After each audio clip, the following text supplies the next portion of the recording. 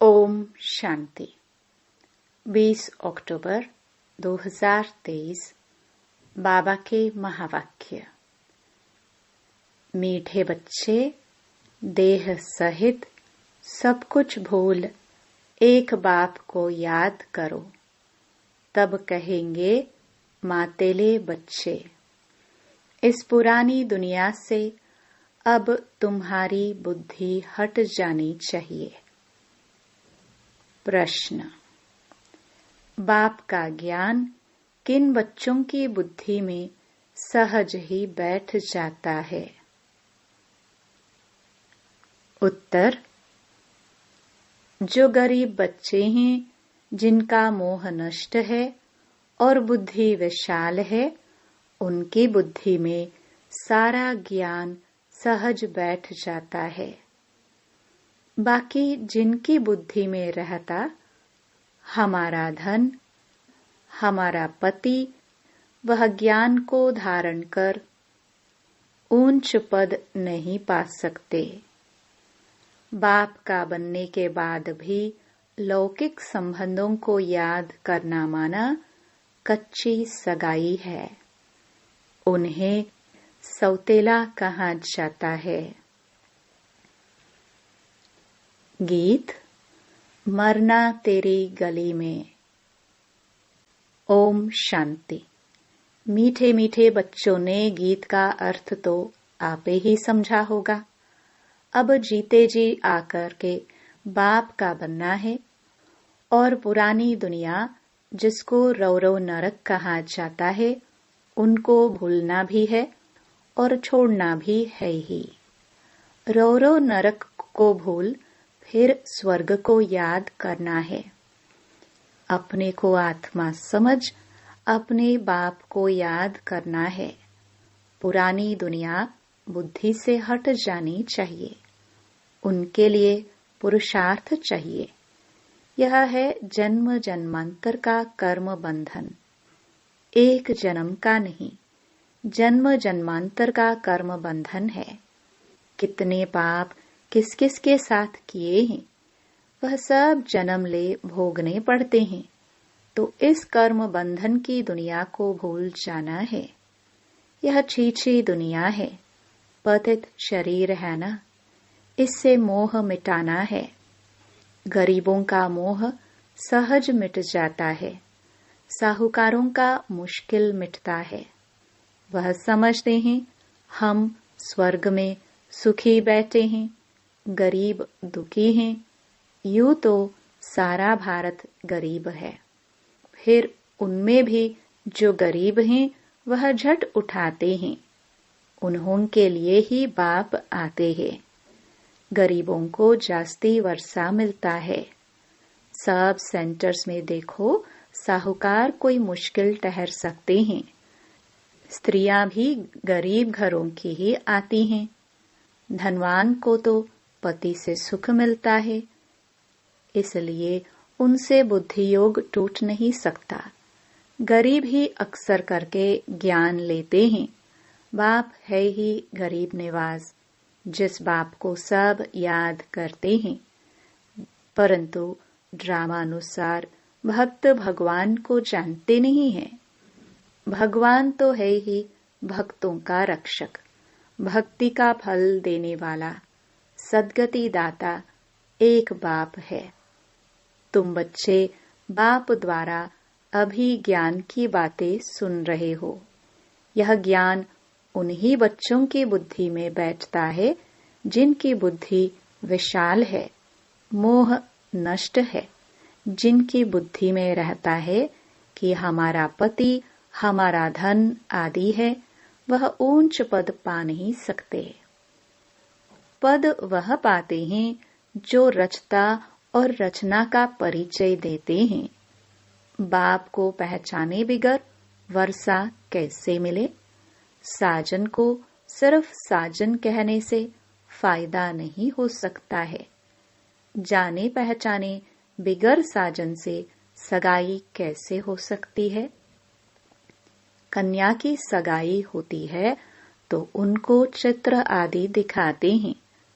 फलाने का बच्चा है, यह ऑक्यूपेशन है, आगे दिखलाते नहीं थे, ऐसे ही शादी करा देते थे। तो भी उनका ऑक्यूपेशन तो बताते हैं ना। यहाँ कोई कोई बच्चे अपने बाप को अथवा साजन को जानते ही नहीं हैं, तो सगाई कैसे हो? नंबरवार हैं। कईयों की कच्ची सगाई है, पारलौकिक साजन को याद नहीं करते, लौकिक साजन को, लौकिक संबंधियों आदि को याद करते रहते, तो गोया कच्ची सगाई है। उनको सौतेले बच्चे कहा जाता है, पक्के को मातेले बच्चे कहा जाता है। मातेले बच्चे बहुत थोड़े हैं, भट्ठी में इतने पड़े, उनमें से कितने कच्चे निकल पड़े।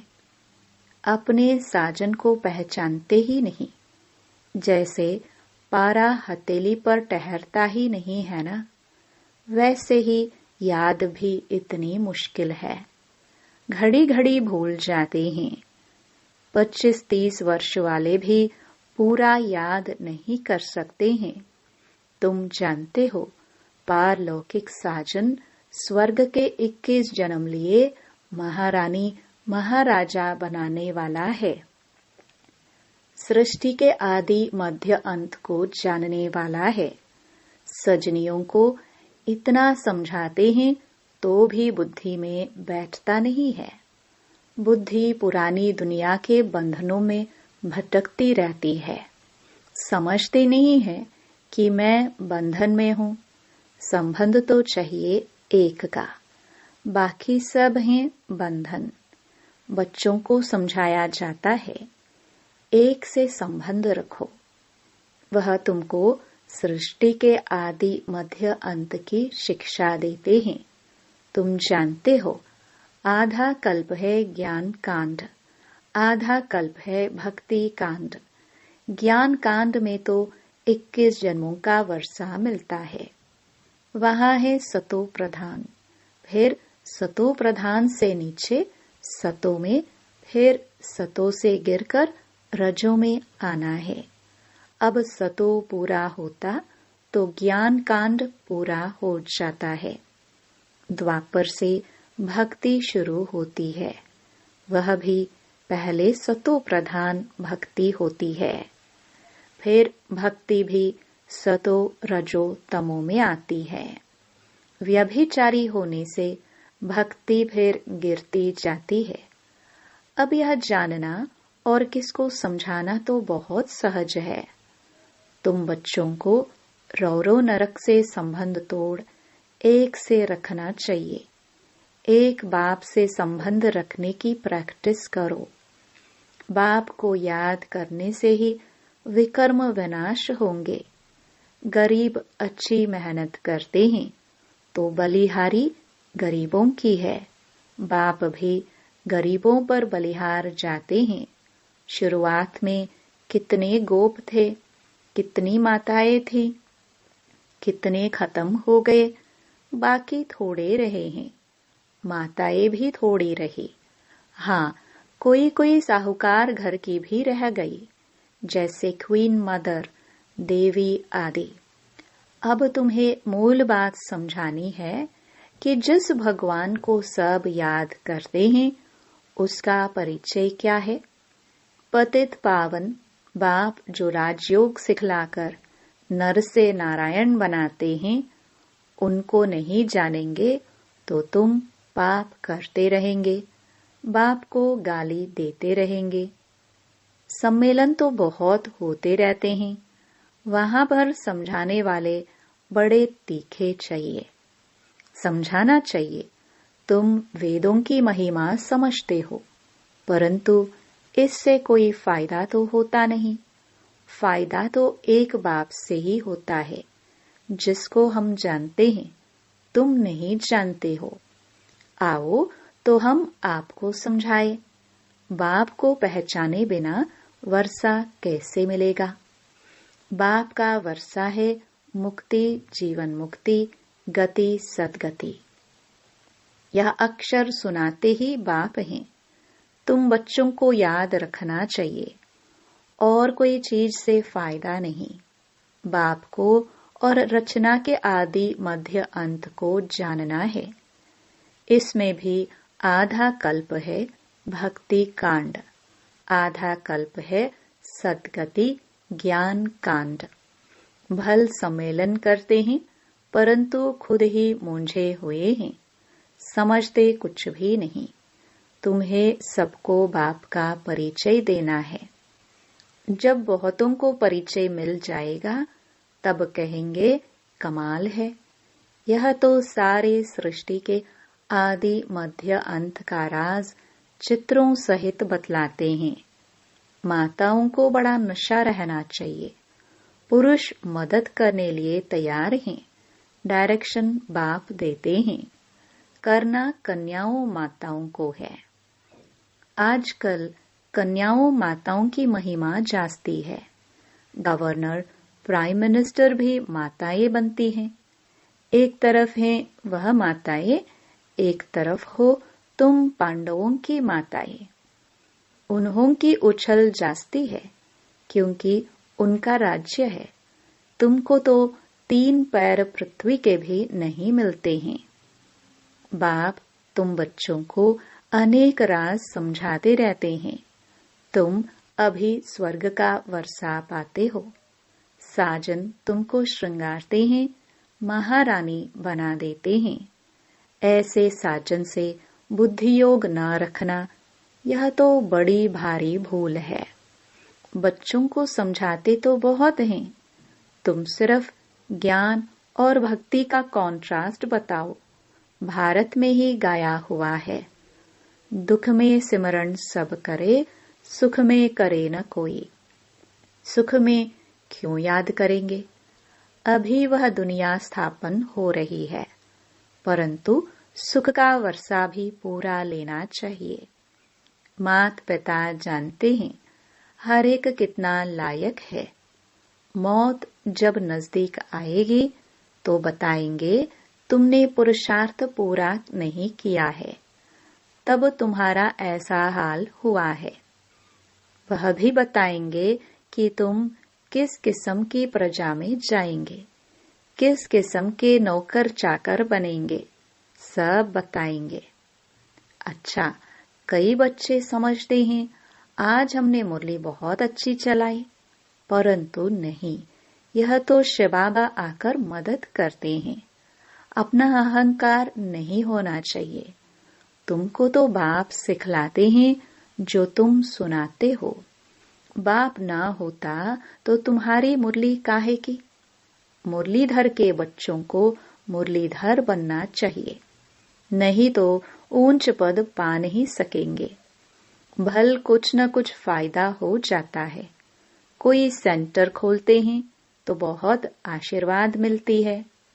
इतना समय पढ़ाई की है तो आपे ही सर्विस कर सेंटर जमाना चाहिए। खुद सीखते हैं तो क्या औरों को नहीं सिखला सकते? ब्रह्मा कुमारी की मांगनी करते हैं तो बाबा समझ जाते हैं शायद खुद में इतना ज्ञान नहीं है। बाकी यहाँ आकर क्या करते हैं? बाबा तो समझाते हैं बादल आए रिफ्रेश होकर जाए, वर्षा बरसाए, नहीं तो पद कैसे पाएंगे? मम्मा बाबा कहते हो तो गद्दी पकड़ कर दिखाओ। यह भी कोई को अहंकार नहीं आना चाहिए कि हमने दिया। तुम कुछ भी न दो, बाबा तुमको कौड़ी के बदले हीरा देने से भी छूट जाएगा। अच्छा, मीठे मीठे सिखिलदे बच्चों प्रति मात पिता बाप दादा का याद प्यार और गुड मॉर्निंग। रूहानी बाप की रूहानी बच्चों को नमस्ते। धारणा के लिए मुख्य सार।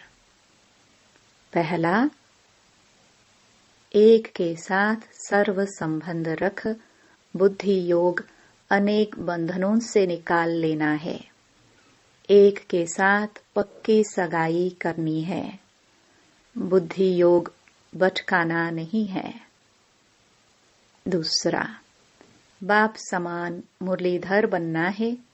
मैंने अच्छी मुरली चलाई, इस अहंकार में नहीं आना है। बादल भरकर वर्षा करनी है। पढ़ाई की है तो सेंटर जमाना है। वरदान। बाप को सामने रख ईर्ष्या रूपी पाप से बचने वाले विशेष आत्मा भव। ब्राह्मण आत्माओं में हम शरीक होने के कारण ईर्ष्या उत्पन्न होती है। ईर्ष्या के कारण संस्कारों का टक्कर होता है।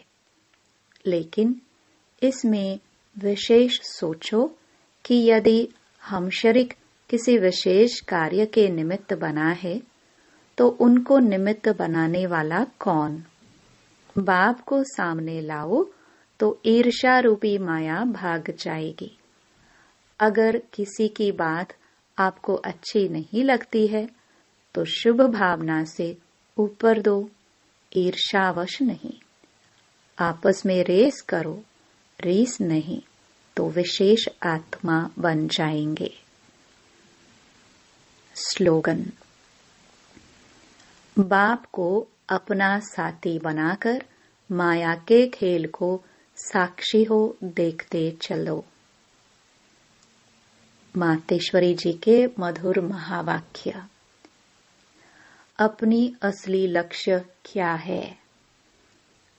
पहले पहले यह जानना जरूरी है कि अपना असली लक्ष्य क्या है। वो भी अच्छी तरह से बुद्धि में धारण करना है, तभी पूर्ण रीति से उस लक्ष्य में उपस्थित हो सकेंगे। अपना असली लक्ष्य है मैं आत्मा उस परमात्मा की संतान हूँ। असल में कर्मातीत हूँ। फिर अपने आप को भूलने से कर्म बंधन में आ गई। अब फिर से वो याद आने से, इस ईश्वरीय योग में रहने से अपने किए हुए विकर्म विनाश कर रहे हैं। तो अपना लक्ष्य हुआ मैं आत्मा परमात्मा की संतान हूँ। बाकी कोई अपने को हमसो देवता समझ उस लक्ष्य में स्थित रहेंगे तो फिर जो परमात्मा की शक्ति है वो मिल नहीं सकेगी और न फिर तुम्हारे विकर्म विनाश होंगे। अब यह तो अपने को फुल ज्ञान है।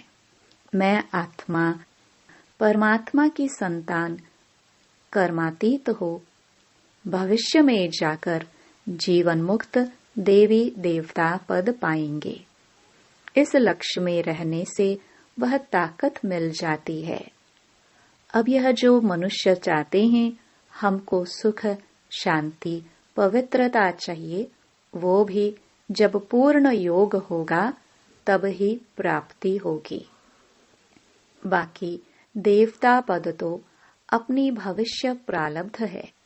अपना पुरुषार्थ अलग है और अपनी प्रारब्ध भी अलग है, तो यह लक्ष्य भी अलग है।